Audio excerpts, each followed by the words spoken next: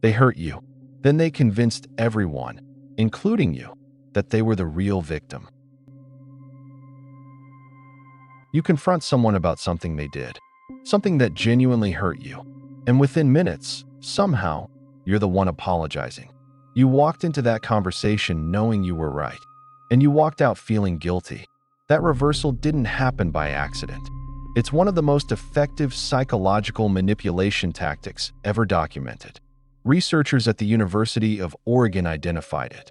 Therapists see it in their offices every single day, and the people who use it are rarely even conscious of how precisely it works.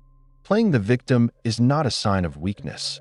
For a manipulator, it's a weapon, a highly refined, psychologically devastating weapon that hijacks your empathy, rewires your sense of reality, and leaves you questioning your own memory of events.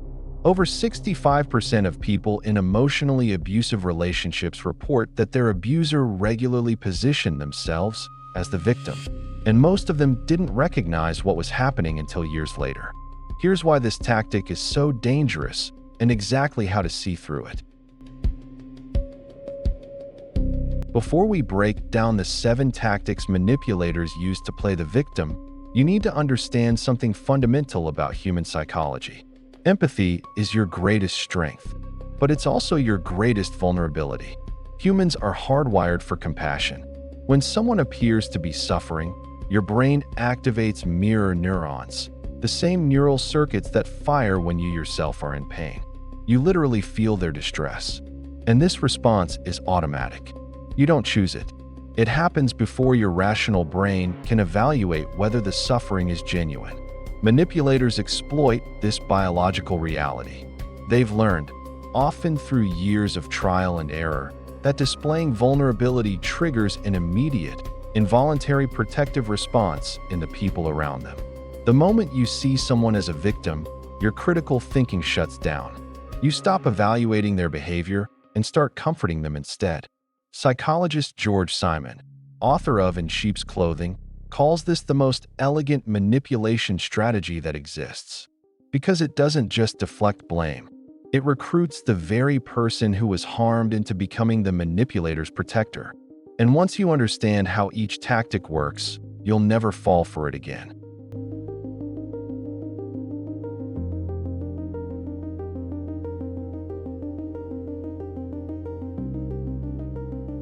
In 1997, psychologist Jennifer Freyd at the University of Oregon coined a term that changed how researchers understand manipulation. DARVO. It stands for deny, attack, reverse victim, and offender. And it follows a precise 3-step sequence that manipulators execute almost instinctively. Step 1. Deny. When confronted with their behavior, the manipulator flatly denies it happened. Not just minimizes it. Denies it entirely. I never said that. That never happened. You're making this up. Step 2. Attack. When denial alone isn't enough, they attack the person confronting them. You're being paranoid. You're too sensitive. You always start drama. This shifts the conversation from what they did to what's wrong with you. Step 3. Reverse. This is where the true damage happens. The manipulator flips the entire narrative. They become the victim. You become the aggressor. I can't believe you'd accuse me of something like that. Do you know how that makes me feel? In studies conducted by Freyd's research team, DARVO was found to be remarkably effective. Observers who witnessed DARVO sequences were significantly more likely to blame the actual victim and sympathize with the perpetrator. The reversal works because it exploits a cognitive bias called the belief in a just world, the assumption that people don't suffer without reason. If the manipulator appears to be suffering, your brain assumes they must be the wrong party.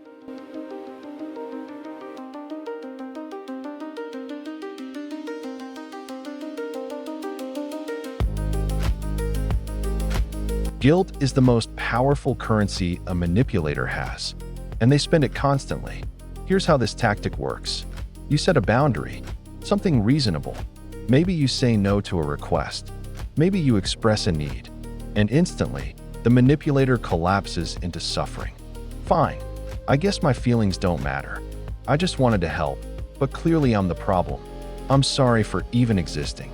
The guilt isn't a natural emotional response. It's engineered.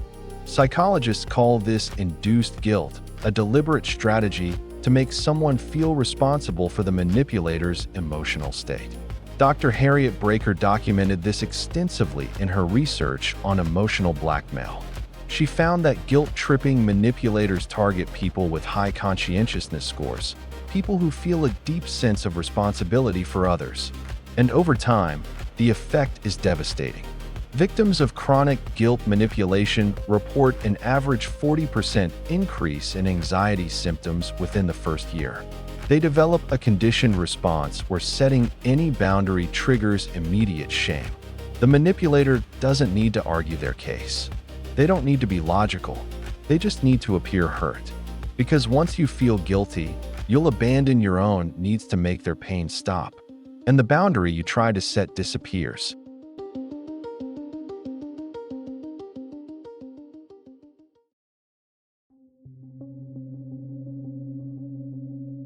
Some manipulators can cry on demand, and they know exactly when to do it.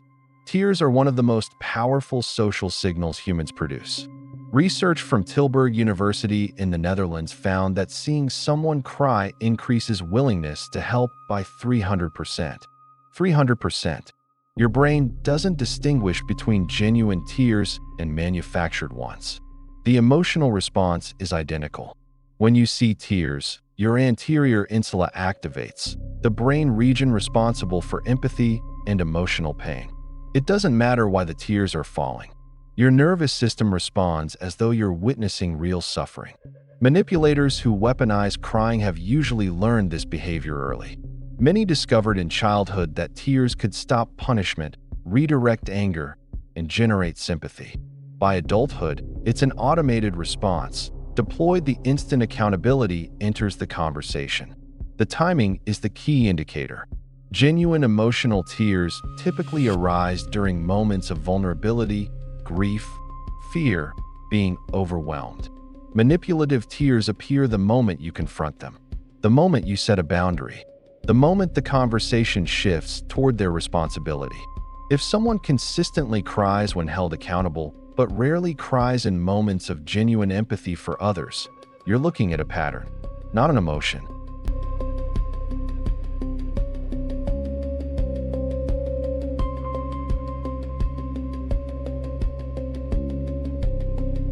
This tactic is subtle, which is what makes it so effective. Strategic helplessness sounds like this. I just can't do anything right. Everything I do makes things worse. I'm such a failure. It looks like someone who is beaten down, overwhelmed, and powerless. But watch what it actually accomplishes. The moment a manipulator declares themselves helpless, you stop holding them accountable. You can't be angry at someone who's already suffering. You can't demand better from someone who claims they're incapable of it. The helplessness creates a psychological shield that deflects every expectation. Psychotherapist Dr. Craig Malkin calls this covert narcissism at its most refined. The manipulator presents as the weakest person in the room precisely so they can control the room. Because once you believe they're fragile, you start managing your own behavior around their supposed fragility. You stop voicing complaints. You lower your expectations. You take on more responsibility because they clearly can't handle it. A study published in the Journal of Personality Assessment found that individuals scoring high in covert narcissism were 3 times more likely to use helplessness displays as a conflict avoidance strategy. Not because they were actually helpless, but because it works.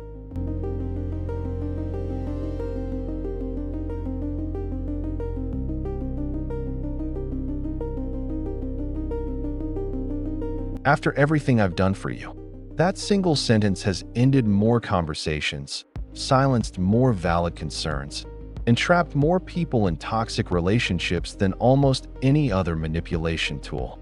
The Martyr Complex works by creating an unpayable emotional debt. The manipulator keeps a running ledger of every sacrifice they've made, real or exaggerated, and presents it as evidence every time you push back. They gave up their career for you. They sacrificed their happiness for you. They stayed when they could have left. And now you owe them. Not just gratitude. Compliance. The debt is designed to be infinite. No amount of appreciation is ever enough. No acknowledgement ever settles the balance. Because the point was never to be thanked. The point was to create a permanent power imbalance where your needs can never outweigh what they've supposedly given up. Research by psychologist Dr. Les Carter found that Martyr Complex manipulators typically score high on both narcissism and passive aggression scales. The martyrdom gives them moral authority. It positions them above you in any disagreement. Because how can you argue with someone who has sacrificed everything? You can't. And that's exactly the point.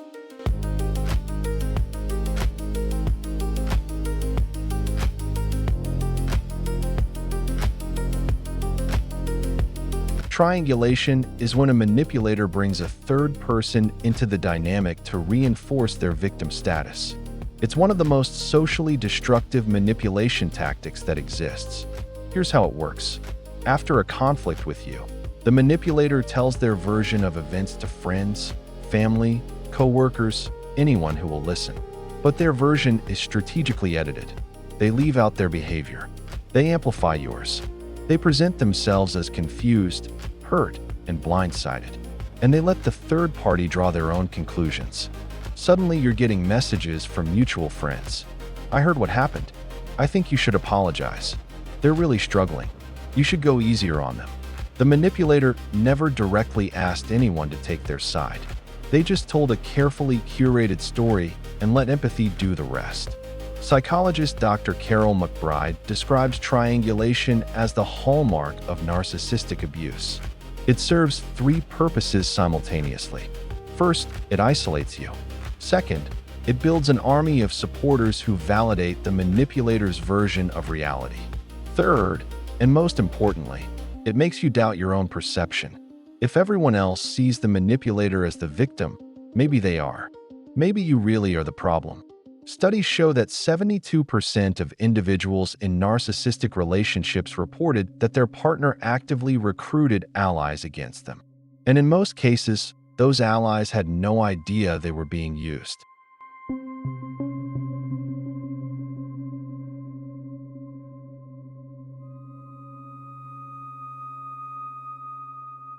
This is the final and perhaps most psychologically damaging tactic.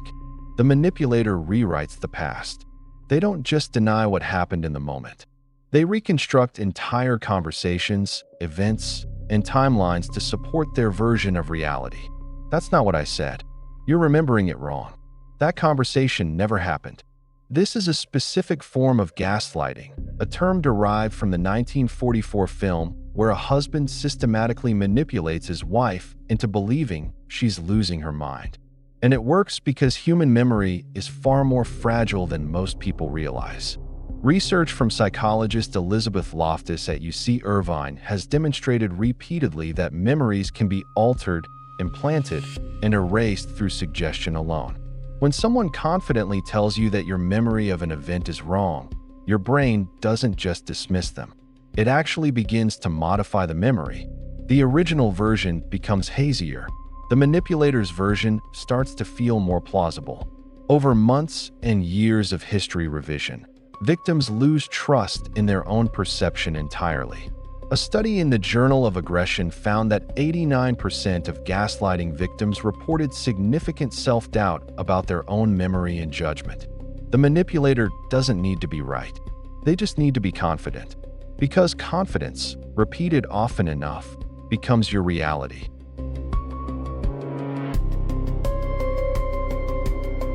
Here's what you need to understand.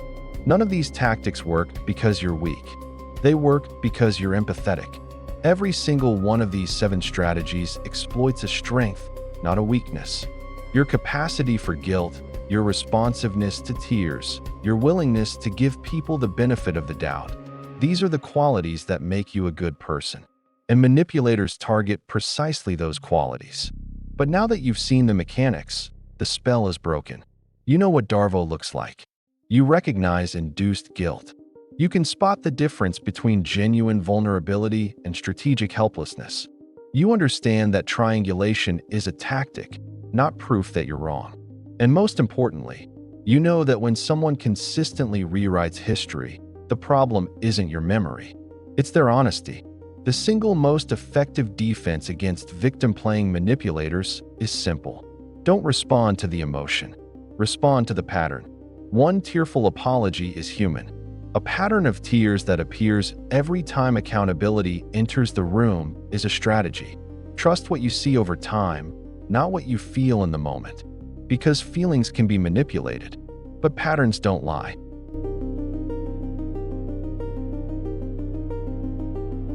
If this video made you see a relationship in your life differently, you're not alone. Which of these 7 tactics have you experienced? Drop it in the comments. You might help someone else recognize what's happening to them. Subscribe to Hidden Motives and hit the bell so you don't miss our next deep dive into the psychology behind human behavior.